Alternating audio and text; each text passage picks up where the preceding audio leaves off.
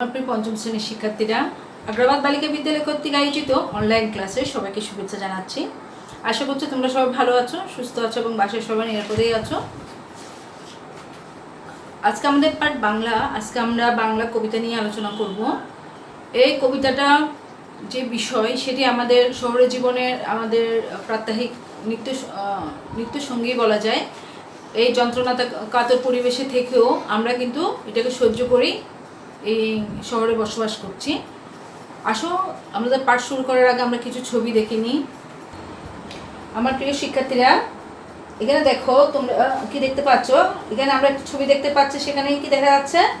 এই যে মাইকের শব্দ, প্লেনের শব্দ, গাড়ির হর্নের শব্দ, ট্রেনের শব্দ, তাই না? আর সেই শব্দের কারণে আমাদের কি সুস্থ থাকাটাই আমাদের মুশকিল হয়ে যায়। এরপরে আমরা যে ছবিটা দেখবো, দেখো এখানে কিছু শব্দ দেখা যাচ্ছে। এই ছবিটাতে কি দেখা যাচ্ছে? প্রচণ্ড যানজট এবং গাড়ির প্রচুর হর্নের শব্দ, যেখানে টিকে থাকাই আমাদের মুশকিল। এখানে আমরা কি দেখতে পাচ্ছি?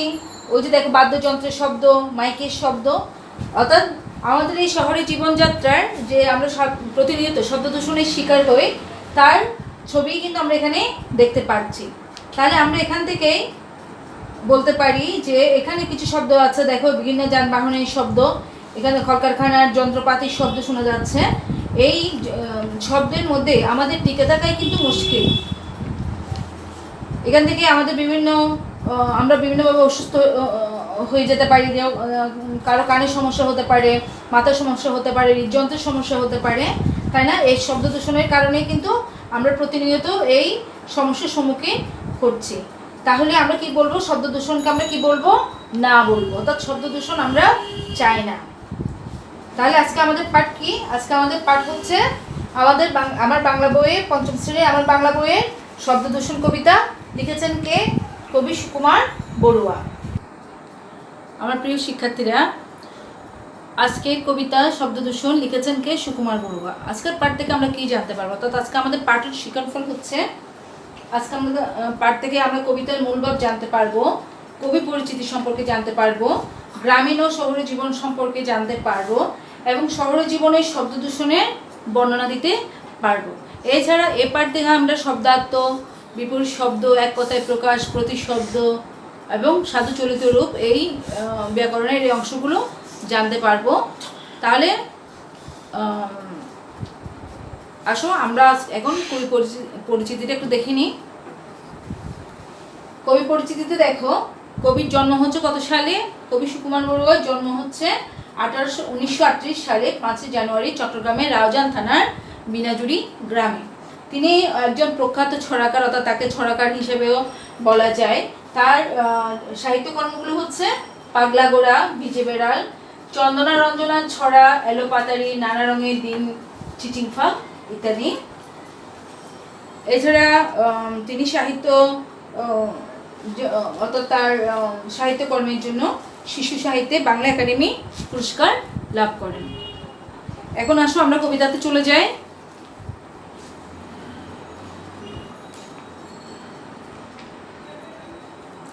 আমার প্রিয় শিক্ষার্থীরা, আমরা তাহলে কবিতাটা শুরু করি। আমি যেখানে বলবো তোমরা ওখানে দাগ দিয়ে রাখবে। এখান থেকে আমরা শব্দার্থ, বিপরীত শব্দগুলো আর সমার্থক শব্দগুলো এখান থেকে কিন্তু আমরা খুঁজে বের করে নেব। তাহলে আসো শুরু করি। শব্দ দূষণ সুকুমার বড়ুয়া।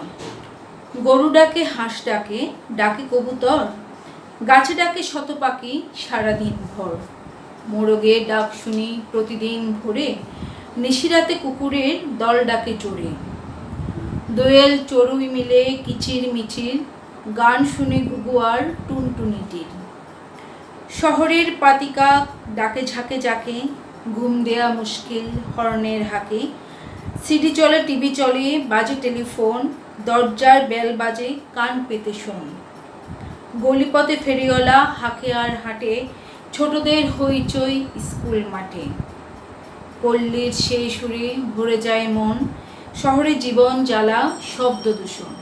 তাহলে এই কবিতাতে কি বলা হয়েছে?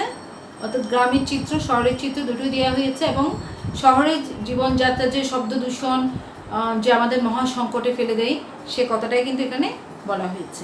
তাহলে কি বলছে, গরু ডাকে, হাঁস ডাকে, ডাকে কবুতর, গাছে ডাকে শত পাখি সারাদিন ভর। তাহলে গ্রামে কি ডাকে? সকালবেলা মোরগের ডাকে তো আমাদের ঘুম ভাঙে, আর গরু, হাঁস, কবুতর অর্থাৎ গৃহপালিত প্রাণী যেগুলো, সেগুলো সকালবেলা ওগুলো ডাকে আমাদের ঘুম ভাঙে।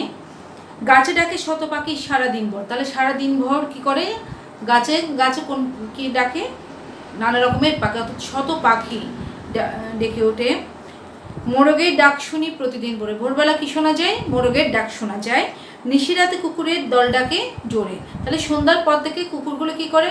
যে প্রতিটি বাড়িতে যে কুকুরগুলো থাকে সেগুলো যেন পাহারা দিচ্ছে, আর কোনো কিছু দেখলে, কোনো শব্দ শুনলে কুকুরের দল জোরে জোরে ডেকে ওঠে নিশিরাতে। দোয়েল চড়ুই মিলে কিচির মিচির, গান শুনি ঘুঘু আর টুনটুনিতে। তাহলে সারাক্ষণ কি শোনা যাবে? দোয়েল চড়ুই পাখির কিচির মিচির শোনা যাবে, এবং ঘুঘু আর টুনটুনি পাখির কি শোনা যায়? গান শোনা যায়। তাহলে গ্রামের পরিবেশটা দেখো শান্ত নিরিবিলি, তার মধ্যে বিভিন্ন পশু পাখির আওয়াজ, পাখির কিচির মিচির শব্দ, এগুলো কিন্তু আর ঘুঘু পাখির ডাক, টুনটুনির গান, এগুলো কিন্তু মানুষকে কি করে? সারাক্ষণ মুগ্ধ করে রাখে। অর্থাৎ গ্রামে গেলে এই আমরা যে শহরের শব্দ দূষণটা দেখি সেটা কিন্তু আমরা ওখানে দেখি না। ওখানে যে শব্দগুলো সেগুলো আমাদের মনকে প্রশান্তি দেয় এবং আমাদের মনে আনন্দ দেয়। এখন আমরা শহরের দৃশ্য দেখব। শহরের পাতিকাক ডাকে ঝাঁকে ঝাঁকে। তাহলে সকালবেলা দেখো পাতিকাকগুলো কি করে? খাবারের জন্য ঝাঁকে ঝাঁকে ডেকে ওঠে, এবং ঘুম দেওয়া মুশকিল হর্নের হাঁকে। সকাল থেকে যে সারাক্ষণ গাড়ি রাস্তায় চলাচল করে সেগুলোর এত জোরে শব্দ, এত জোরে হর্ন দেয়, সেগুলোর শব্দে আমাদের কি হয়? সকালবেলা যে একটা আরামে ঘুমাবো সেই ঘুমটাও কিন্তু হয়ে ওঠে না। সিডি চলে, টিভি চলে, বাজে টেলিফোন, দরজার বেল বাজে, কান পেতে শোন। সারাক্ষণ কি চলে? সিডি চলে। তাহলে কি গান বাজনা শোনার জন্য সারাক্ষণ সিডি আর টিভিতে চলেই। আর বাজে টেলিফোন, টেলিফোনের আওয়াজ তো আছেই, সারাক্ষণ কেউ না কেউ ফোন করছে, কারোর সাথে কারোর সাথে আমাদের যোগাযোগ হচ্ছে, সেই শব্দ কিন্তু আমাদের কি শব্দ দূষণ ঘটাচ্ছে। এছাড়া দরজার যে কেউ আসলে কলিং বেলই শব্দ, তাহলে সেটা আর এই শব্দগুলো আমাদেরকে পীড়া দেয়, অর্থাৎ কানের যন্ত্রণা হয়ে যায়। সারাক্ষণ যে গাড়ির আওয়াজ, মোবাইলের শব্দ, টেলিফোনের শব্দ, তারপরে আছে সিডির শব্দ, টিভির শব্দ, এগুলো কিন্তু আমাদেরকে খুবই কী করে? যন্ত্রণায় ফেলে দেয়। গলিপথে ফেরিওয়ালা হাঁকে আর হাঁটে, ছোটদের হইচই স্কুল মাঠে।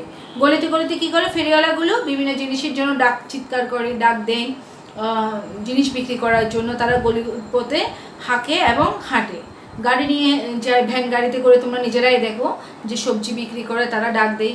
এরপরে ফেরিওয়ালা যে কোনো কিছু বিক্রির জন্যই, সবজি বলো, মাছ বলো, মুরগি বলো, যে কোনো কিছু বিক্রির জন্যই ফেরিওয়ালারা কী করে? রাস্তায় হাঁক দিয়ে থাকে। এই শব্দগুলো কিন্তু আমাদের শব্দ দূষণ ঘটাচ্ছে, যেটার কারণে আমরা সাধারণত মানে প্রতিক্ষণে অস্বস্তিতে ভুগি। ছোটদের হইচই স্কুল মাঠে, এবং স্কুলের মাঠে, এখন তো স্কুল বন্ধ, কিন্তু যখন স্কুল খোলা থাকে তখন কি হয়? যে আমাদের স্কুলে দেখো টিফিন ছুটি হলে বা ছুটির সময় কত চিৎকার চেঁচামেচি হয়, তাই না? সেরকমই স্কুল মাঠে বাচ্চারা যখন খেলাধুলা করে সারাক্ষণে, তখন এই কোলাহলপূর্ণ শব্দগুলোই আমরা শুনি। পড়লে সেই সুরে ভরে যায় মন, শহরের জীবন জ্বালা শব্দ দূষণ। পড়লে যে পশু পাখির ডাক, তাদের গানের সুর আমাদেরকে কিন্তু মুগ্ধ করে, কিন্তু পল্লীর সেই সুরে আমাদের মনটা কী হয়ে যায়? ভরে যায়। যখন আমরা গ্রামে থাকি তখন আমরা এক প্রশান্তি অনুভব করি, শহরের জীবনে তখন আর ফিরে আসতেই ইচ্ছে করে না। তাহলে বলছে শহরের জীবন জ্বালা শব্দ দূষণ। শহরের জীবনটা কিসের জ্বালাময়? শব্দ দূষণের জ্বালা। অর্থাৎ শব্দ দূষণ থেকে আমাদের প্রতিনিয়ত আমরা কোনো না কোনো সমস্যার মুখোমুখি হচ্ছে, তাই না? শব্দ দূষণের কারণে কানের সমস্যা হতে পারে, যারা হৃদরোগী, হৃদযন্ত্রের সমস্যা হতে পারে, এছাড়া মাথা ব্যথা হতে পারে, কোনো কাজে আমরা পড়াশোনায় পর্যন্ত মনোযোগ দিয়ে করতে পারি না। তেমনি অর্থাৎ এই শব্দ দূষণ থেকে পরিত্রাণের জন্য আমাদের কী করা উচিত? আমাদেরকে সচেতন হতে হবে, যে আইন নিয়ম কানুনগুলো আছে সেগুলোকে জোরদার করতে হবে। যেমন দেখো গাড়ির যে হর্নের শব্দ, অর্থাৎ ড্রাইভাররা যদি সেই ট্রাফিক নিয়মগুলো বা যান চলাচলের নিয়মগুলো যদি মেনে চলে, তাহলে কিন্তু এই হর্নের শব্দ, তারপর মাইকের আওয়াজ, অর্থাৎ মাইকের সাউন্ড কতটুকু থাকতে হবে, মাইকের এক্ষেত্রে যদি মানুষ যদি সচেতন হয়, আমরা যদি সচেতন হই, তাহলে কিন্তু আমরা এই শব্দ দূষণগুলো থেকে মুক্তি পেতে পারি। তাহলে আসো আমরা একটু পাঠ পরিচিতিটা দেখে নিই। পাঠ পরিচিতিতে আমরা কি করব, এই যে কবিতার বিভিন্ন লাইনগুলো আছে, এগুলোর মূল বক্তব্যই হচ্ছে আমাদের আসলে পাঠের বিষয়, অর্থাৎ মূল ভাব হচ্ছে আমরা সেই বিষয়গুলোই এখান থেকেই আমরা কবিতার যে লাইনগুলো আমাদের প্যারা করে দিবে, সেখান থেকে কিন্তু আমরা কি করব, মূল বক্তব্যগুলো ওখান থেকে কিন্তু আমরা জেনে নিতে পারবো। তাহলে এখানে যে প্রতিটি লাইন সেগুলো বুঝলে কিন্তু আমরা কবিতার মূল ভাবটা খুব সহজে কী করতে পারবো, আয়ত্ত করতে পারবো, এবং পরীক্ষায় খুব সুন্দর করে কিন্তু আমরা এখান থেকে প্রশ্ন উত্তরগুলো লিখতে পারবো। তাহলে আসো আমরা একটু শব্দার্থগুলো জেনে নিই, কেমন? শিক্ষার্থীরা আসো তাহলে আজকে আমরা শব্দার্থগুলো একটু জেনে নিই। আমরা কি দেখতে পাচ্ছি, নিশিরাত। নিশিরাত শব্দের অর্থ হচ্ছে কি, গভীর রাত। কিচিরমিচির, কিচিরমিচির শব্দের অর্থ হচ্ছে কি, পাখির ডাকাডাকির আওয়াজ। শব্দ দূষণ, শব্দ দূষণ অর্থ কি, অত্যন্ত কোলাহল। ডাক, ডাক শব্দের অর্থ কি, সাড়া বা আহ্বান। দিনভর অর্থ সারাদিন। দল শব্দের অর্থ হচ্ছে কি, গোষ্ঠী। হর্ন শব্দের অর্থ হচ্ছে কি, গাড়ির ভেপুকে বলা হচ্ছে হর্ন। তাহলে এখান থেকে আমরা শব্দার্থগুলো জেনে নিয়েছি। আসো আমরা এখন বিপরীত শব্দগুলো একটু জেনে নিই। আমার প্রিয় শিক্ষার্থীরা, আমরা এখন বিপরীত শব্দগুলো নিয়ে একটু আলোচনা করি। দেখি আমরা কি কি বিপরীত শব্দ এখান থেকে পাচ্ছি। কি পাচ্ছি, দিনভর। দিনভরের বিপরীত শব্দ হচ্ছে কি, রাতভর, তাই না? ভোর, ভোরের বিপরীত শব্দ কি, ভোরের বিপরীত শব্দ হচ্ছে রাত। জোরে, তাহলে জোরের বিপরীত শব্দ হচ্ছে কি, আস্তে। জীবন, জীবনের বিপরীত শব্দ মরণ। মুশকিল, মুশকিল শব্দের অর্থ হচ্ছে কি, আসান। শান্তি, শান্তির বিপরীত শব্দ অশান্তি। গলিপথ, গলিপথের বিপরীত শব্দ হচ্ছে কি, রাজপথ। হইচই, হইচইয়ের বিপরীত শব্দ কি বলতো, নিরিবিলি, তাই না? কম, কমের বিপরীত শব্দ হচ্ছে কি, বেশি। তাহলে বিপরীত শব্দগুলো খাতায় জটপট লিখে নাও। এখন আমরা সমার্থক শব্দগুলো নিয়ে একটু আলোচনা করি। আমার প্রিয় শিক্ষার্থীরা, এখন আমরা সমার্থক শব্দগুলো নিয়ে একটু আলোচনা করি। আসো তাহলে দেখে নিই। যেমন আছে কাক, কাক শব্দের সমার্থক শব্দ কি হতে পারে, পরভৃত, বায়স, তাই না? গরু, গরুতে কি আছে, গাভী, ধেনু। গাছ, তাহলে গাছের কি কি হয় সমার্থক শব্দ, বৃক্ষ, বিটপি। তারপর ঘুম, ঘুমের কি হয়, নিদ্রা আছে, তন্দ্রা আছে। মুশকিল, মুশকিলের হবে কি, সমস্যা, বিপত্তি ইত্যাদি সমার্থক শব্দ হয়। এছাড়া শব্দ, শব্দের সমার্থক শব্দ কি, আওয়াজ, কোলাহল। তাহলে ঝটপট খাতায় লিখে ফেলো। এখন আমরা এক কথায় প্রকাশগুলো নিয়ে একটু আলোচনা করি। আমার প্রিয় শিক্ষার্থীরা, আমরা এক কথায় প্রকাশগুলো একটু ঝটপট খাতায় লিখে ফেলি। আসো তাহলে এক কথায় প্রকাশে কি আছে, রাতের মধ্যভাগকে কি বলা হয়, নিশিরাত। পাখির ডাক, পাখির ডাককে আমরা শব্দার্থ পেয়েছিলাম কিচিরমিচির, তাই না? অত্যন্ত কোলাহলময় পরিবেশ, তাকে কি বলা হয়, শব্দ দূষণ। কুকুরের ডাক, ঘেউ ঘেউ। ক্ষুদ্র যে গ্রাম, তাকে কি বলা হয়, পল্লী। যার অন্য কোনো উপায় নেই, তাকে কি বলা হয়, নিরুপায়। তাহলে আমরা এক কথায় প্রকাশগুলো জেনে নিয়েছি। এখন আসো আমরা একটু সাধু চলিতগুলো একটু জেনে নিই। আমার প্রিয় শিক্ষার্থীরা, আমরা ক্রিয়াপদের চরিত্রগুলো নিয়ে একটু আলোচনা করব। তাহলে ক্রিয়াপদ কাকে বলে? ক্রিয়াপদ হচ্ছে কি, ইংলিশে আমরা কি বলি, পার্টিসিপেট স্পিসে যেটাকে ভার্ব বলা হয়, সেটা হচ্ছে ক্রিয়াপদ। অর্থাৎ যার দ্বারা কোনো, যে পদ দ্বারা কোনো কাজ করা বোঝায় তাকে বলা হয় ক্রিয়াপদ। সেটা আমরা তো সবাই জানি, তাই না? এখন ক্রিয়াপদের মধ্যে আছে কি, সাধু রূপ থেকে চলিত রূপ। তাহলে সাধু রূপ কি, আমরা যে ভাষা পড়েছিলাম, ভাষার দুটি রূপ, একটা হচ্ছে সাধু রূপ আর একটা হচ্ছে চলিত রূপ। তাহলে সাধু রূপ কি, যেটা তৎসম শব্দবহুল, যেটাতে যেই ভাষার মধ্যে শব্দগুলো অনেক বেশি কঠিন, অর্থাৎ সংস্কৃত ভাষার শব্দ ব্যবহৃত হয়, যেগুলো গুরুগম্ভীর, অর্থাৎ যেগুলো সহজে আমরা ব্যবহার করি না। তারপর কি হয়, যেগুলো কথাই বলা যাবে না, কিন্তু এগুলো সাহিত্য, কোনো কিছু লিখতে গেলে সাহিত্য গ্রন্থ সেখানেই শুধু লেখা হয়।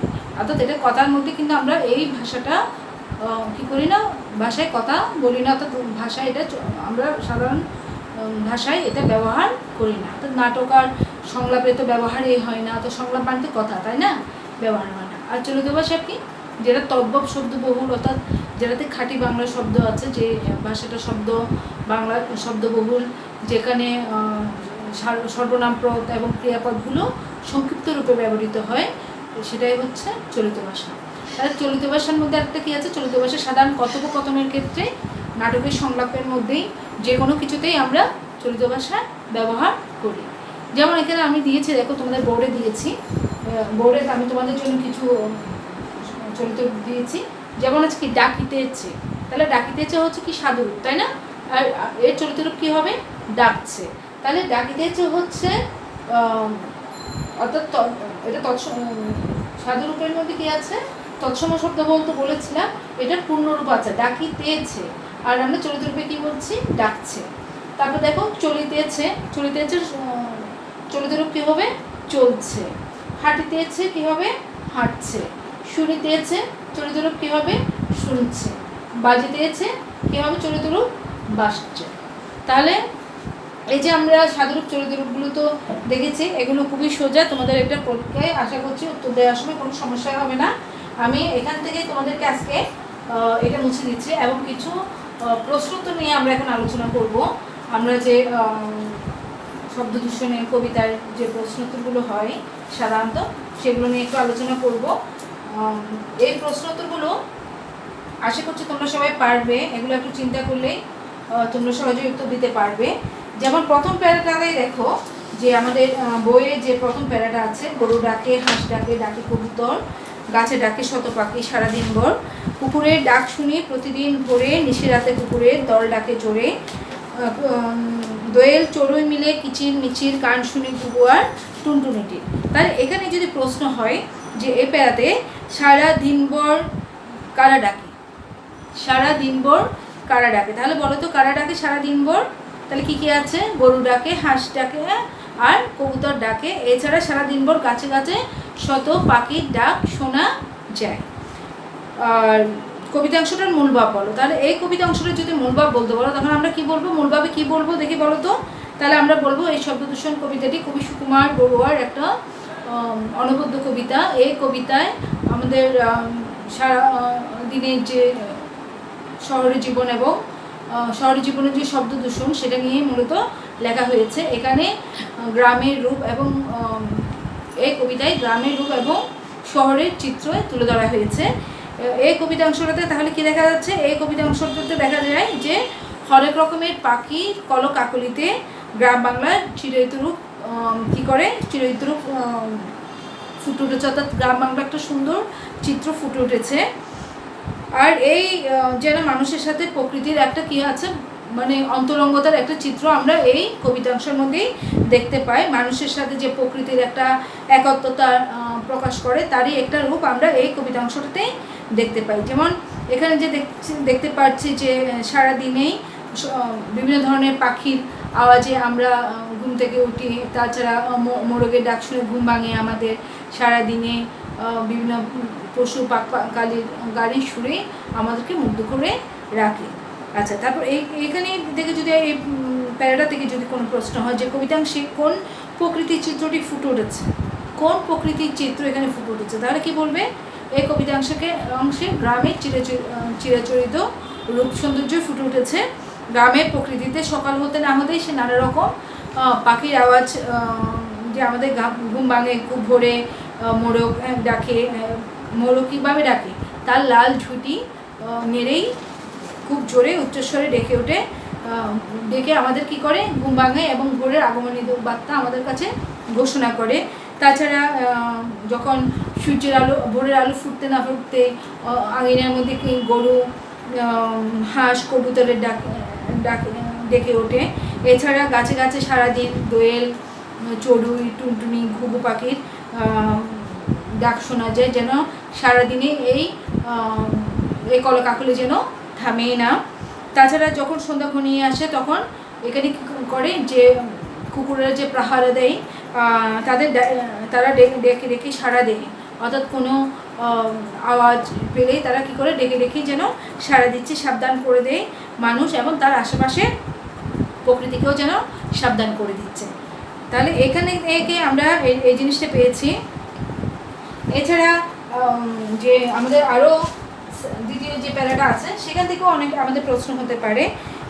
প্রথম প্যারা তো তোমরা মোটামুটি পারছো যদি বলা হয়। এছাড়া প্রথম প্যারাটাতে আরও কিছু একটু যদি বলি যে গ্রামীণ পরিবেশ সম্পর্কে, অর্থাৎ গ্রামীণ জীবন সম্পর্কে 4টা বাক্য লিখো। তাহলে আমরা কি বলবো? গ্রামীণ জীবনে যে আমরা তো সবাই গ্রামে বেড়াতে যাই, তাই না? সে গ্রামে বেড়াতে গেলে তখন আমরা কি দেখি? আমরা যে 4টা বাক্য যদি বলতে হয় তাহলে আমরা বলবো কি গ্রামীণ জীবন কাটে প্রকৃতির সান্নিধ্যে, গ্রামে ভোর হয়, তারপর গ্রামে ভোরে যখন মিষ্টি রোদ পাকপাকারের আওয়াজে আমাদের ঘুম ভেঙে যায়। এছাড়া গ্রামের মধ্যে আছে বিনোদনের মাধ্যমে আমরা গ্রামে কি দেখি, ছেলেমেয়েরা কি করে ওখানে বিভিন্ন ধরনের খেলা করে। তাদের গ্রামীণ জীবনে যেন কোনো শব্দ দূষণ নেই, অর্থাৎ ওখানে ছেলে মেয়েরা মুক্ত স্বাধীন, তাদের মধ্যে কোনো বাধা ধরা কোনো কিছুই নেই। তাদের কাছে গ্রামের প্রকৃতি হচ্ছে সহজ সাবলীল এবং এখানে কোনো শব্দ দূষণই নেই। তাহলে এখান থেকে আমরা মোটামুটি পেয়ে যাচ্ছি। এছাড়া যদি বলা হয় গ্রামীণ পরিবেশে দেখা যায় এমনি 4টি প্রাণীর নাম বলো। যদি প্রাণীর নাম বলো তাহলে তোমরা কী কী বলবে বলো তো দেখি। ওখানে কী কী প্রাণীর নাম আছে? গরু আছে, তারপর কি আছে, হাঁস মোরগের কথা আছে, ঘুঘু পাখির কথা আছে, তাই না? তাছাড়া আর যদি এদের বৈশিষ্ট্য বলতে বলে তাহলে কি বলবো আমরা? হাঁস এবং মোরগ কী করে, এরা দল বেঁধেই ঘুরে বেড়ায়। তাছাড়া গরু আমাদেরকে কী করে, গরু হচ্ছে গৃহপালিত, গরু আমাদেরকে দুধ দেয়। এছাড়া ভোরের ঘুঘু টুনটুনি চড়ুই পাখির কিচিরমিচির আওয়াজ আমাদেরকে মুগ্ধ করে, তাই না? এভাবেই আমরা কিন্তু বিভিন্ন প্রশ্নের উত্তরগুলো দিতে পারবো। আচ্ছা, যদি বলা হয় এখানে শব্দ দূষণের কারণে, অর্থাৎ শব্দ দূষণের ফলে কী কী ক্ষতিকর, শব্দ দূষণের কী কী ক্ষতিকর দিক আছে, তাহলে আমরা কি বলবো? তাহলে আমরা তো সবাই জানি শব্দ দূষণের কারণে কী কী হয়। শব্দ দূষণের কারণে উচ্চ রক্তচাপ হয়, তারপর কি হয়, শ্রবণ শক্তি হ্রাস পায়, মাথার শ্রবণ শক্তি হ্রাস পায় তো আমরা বলবো। এছাড়া মাথার যন্ত্রণা হয়, মানসিক অশান্তি সৃষ্টি হয়, ঘুমের ব্যাঘাত হয়। এছাড়া হৃদযন্ত্রের নানা সমস্যাও কিন্তু হয়। এছাড়া তারপর হচ্ছে শব্দ দূষণের হাত থেকে রক্ষা পাওয়ার জন্য আমাদের কী কী উপায় অবলম্বন করা উচিত। তাহলে আমাদের শব্দ দূষণ থেকে আমরা কীভাবে মুক্তি পাবো? শব্দ দূষণের জন্য আমাদের কী করতে হবে? প্রথমত আমাদের সচেতনতা তৈরি করতে হবে, অর্থাৎ জনগণদের মধ্যে সচেতনতা তৈরি করতে হবে। এছাড়া হর্ন বাজানোর ব্যাপারে যে নির্দিষ্ট বিধি নিয়ম আছে সেটা মানতে হবে। তারপরে মাইক, পাড়ায় যে মাইক বাজানো হয় সেটার ক্ষেত্রেও একটু যাতে উচ্চস্বরে মাইক না বাজিয়ে আর শব্দ যাতে কমিয়ে দেওয়া হয় সেদিকেও একটু খেয়াল রাখতে হবে। এছাড়া যে কলকারখানার যে যন্ত্র যে শব্দগুলো হয় সেগুলো যাতে নিয়ম মেনেই করা হয়। এছাড়া